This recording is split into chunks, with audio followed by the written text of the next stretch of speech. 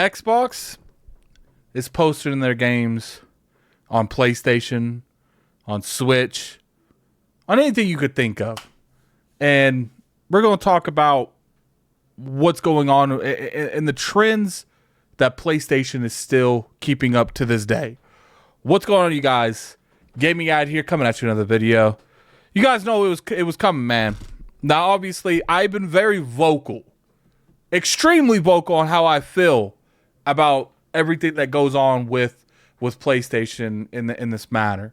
You know, I've been very opinionated on it. I don't think Xbox should be posting their games to PlayStation. I personally feel like it hurts the hardware dramatically. And that's just my honest opinion when it comes to stuff like this. But, you know, there's a lot of other stuff that goes into this. But one of the things that I saw a good amount of, you know, energy was on Twitter was, look, Addict, you know, if PlayStation is getting all of Xbox's games for free, why would they continue to try to lock down third-party stuff, second-party stuff? You know, we haven't had a Final Fantasy game on the platform in a while, you know, a newer Final Fantasy. Obviously, we get stuff like the Pixel Collection, but I did see a lot of that energy on Twitter. Not so much here lately, but we see little things that PlayStation does where it's just like, no, they are not, you know, letting off the throat when it comes to Xbox. In my personal opinion, PlayStation is perfectly okay with Xbox going out of business. And what sparked this conversation? What sparked the conversation when it comes to this? If you go over here and you look at this post, now, as you can see, I don't know who this person is, but when I looked up the conversation, this person had already had, you know, something talking about it. He said, quick notes on PlayStation IPs and Switches. You know, PlayStation IPs and games going to Switch. I would like to point out that these things to everyone may be concerned about. 3 of these games coming to PlayStation. First, note that none of these games are coming to Xbox. Why? Because it's Xbox's direct competitor with PlayStation, which Switch and PC are not. That's just indirect competition. I agree. And this is my biggest issue with this, is Microsoft might not be feeling, you know, the hardware. Microsoft might be, quote unquote, leaving the console war. The console war is over. But in all sense, the console war is not over. Just Microsoft's not fighting. They're not competing. And not only are they not competing, they're surrendering full-blown blank completely. Second, these games are being published by Bandai Namco, not PlayStation. That means that PlayStation IPs going to Switch will not be the big AAA first-party games. Lego Horizon and MLB don't count because they are co-licensed games. I do feel like that's a little cope. You know, I'm not going to sit here and, you know, tell you that these games are coming or not coming completely, but I'm not gonna put a line in the sand. I think if PlayStation starts doing bad, maybe they won't put it on Xbox, but I don't see a realm where PlayStation needs more money and Sony needs more money for their shareholders. They definitely do more first party, day and date stuff, posting these games over to other platforms day and date. I could see that happening anytime soon, no. But I'm not going to sit here and tell you that it's impossible, because I know this industry evolves and moves fast. So it's definitely possible. Third, these were dead IPs. They were licensed out to the original developers in order to be republished. In fact, Penum was such a dead IP that the original creators of that spiritual successor called Ratata, there's not a PlayStation-owned IP in these cases. Bandai Namco and the original creators usually reached out to PlayStation and asked if they would do something with the game. If they pay a fee. Since it's a dead IP, there's nothing to be done with it. All this is nothing but cope. Look, it's one thing to sit here and say that you don't think something's going to happen, but to sit here and just come out straight and act like it's not going to happen, that is wildly cope. I think that when it comes to these kind of situations, PlayStation is just going to do what PlayStation needs done. And it doesn't matter what, like, you know, William R., whatever his last name is. It looks like he's a gaming analyst, you know, here's the thing. You can think you know what the industry's going, but you never know what corporate's going to do if they feel like they need to make more money. And if that involves putting games on the Switch, putting games on this, putting games on that, they will do it. Don't get that twisted. I think people have this weird deception that PlayStation is immune to this, and they're not. You know, I get it. The hardware is moving. You know, we're going more towards a digital era. You know, I know a lot of people think that we're going to go into a subscription war. I don't necessarily agree with that. I think there is a lot of things that need to be done before we get to that point, and we're going to have to see what happens. Like, look, it's easy to come out here on Twitter. It's easy to come out here on YouTube and say that, you know, gaming's changing, gaming's going a different direction, but really only Xbox is changing. I see Switch doing exactly what Switch did back then, PlayStation doing exactly what PlayStation did back then. Now, we could sit here and we can argue that there is a ceiling on the consoles, and I would agree with you. I do think there's a ceiling, but because, you know, there's no way to grow off of making, you know, multiple millions, multiple billions of dollars, sometimes trillions, depending on these companies. I get it. You can't make more money than that. You know, some people actually have genuine concern, but when you have these, you know, corporate ladder chasing that they do for these quarter to quarter, it's hard to consistently grow. It doesn't matter what industry you're in. If you don't find another way of, you know, selling a product or, you know, doing microtransactions or doing season passes, this is a problem. It doesn't matter who you are, you're going to have. Once you have squeezed every ounce that you can from the lemon, you either get another lemon or you find more ways to squeeze the lemon that you're currently squeezing. And PlayStation is not immune to that. Part of the part that like frustrates me a little bit, and I get it, like this is a completely out of the thing. Now, obviously, Indiana Jones is the exception to this. Sea of Thieves is the exception to this.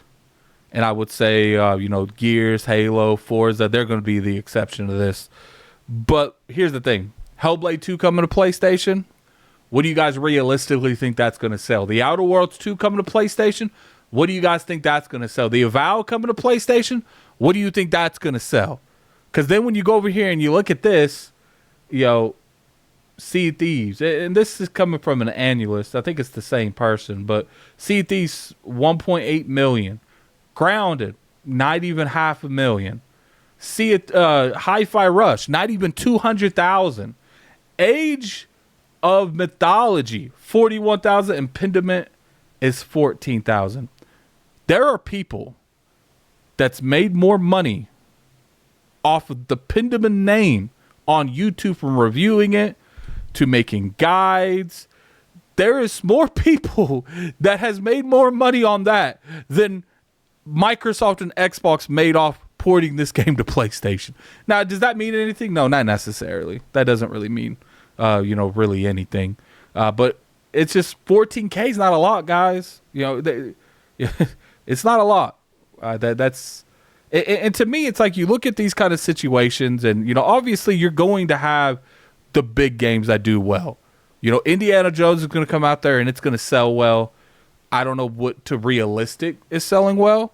Because, you know, people are saying, you know, it's breaking pre-orders now, but what else is really out there right now that would, you know, go above that?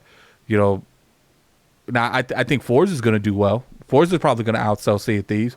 But to me, is the numbers that they've gotten off those first few games, which is a total of 2.4 million, was that worth, off of 5 games, was that worth the damage that they did to their hardware brand, which you sell hardware to sell software. That's the way you always made money.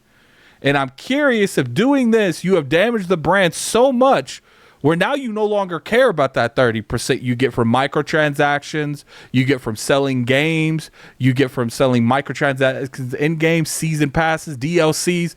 You no longer get access to that because you're not selling as much hardware to get people in the game to buy that stuff. So maybe this is the way now, because it's like, I'm telling you, in my personal opinion, these numbers do not justify the damage they did to their brand to get these numbers. Now, obviously, when Halo comes out, Forza comes out, Gears comes out, Starfield. These games will definitely sell, especially Horizon, Gears, and Halo. Those games are going to do very well.